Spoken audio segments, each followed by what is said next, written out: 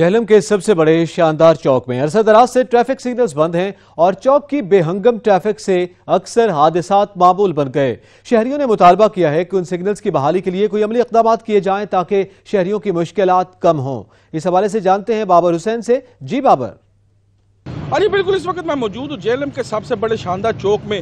یہاں پہ جو ٹریفک سگنلز ہیں عرصہ دراز سے بند پڑے ہیں اور ٹریفک کے بے پناہ مسائل ہونے کی وجہ سے حادثات معمول ہیں۔ یہاں پہ جو ہے ٹریفک اہلکار تو ہوتے ہیں لیکن ٹریفک یہاں پہ بلاک رہنا کئی گھنٹے معمول بن گیا ہے۔ ٹریفک سگنلز جو ہے وہ نصب تو ہو چکے ہیں لیکن عرصہ دراز سے یہ خراب ہے۔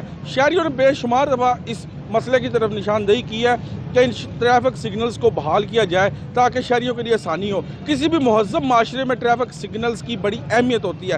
میرے ساتھ ایک مہذب شہری موجود ہے، ان سے پوچھتے ہیں سر اب بتائیے کہ ٹریفک سگنلز کی کیا اہمیت ہے اور یہ کیوں بند ہے؟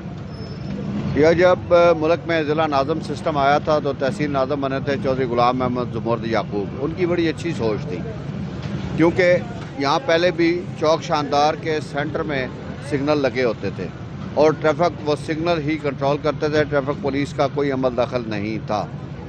لیکن عجیب بات یہ ہے کہ ٹریفک کے قوانین کو تبدیل کر دیا گیا۔ وہ صرف اس لیے رکھے گئے کہ وہاں سے آپ کا ریونیو جنریٹنگ وہ پروجیکٹ بن گیا کہ ہر ٹریفک کے ملازم کو، اے ایس آئی کو، سب انسپیکٹر کو، انسپیکٹر کو ایک مقررہ چلان دیے گئے جو انہوں نے صرف چلان کرنے ہیں، جبکہ ان کے لیے میرا خیال ہے ٹریفک کا معمول بحال کرنا ان کی اس کلاس میں شامل نہیں ہے۔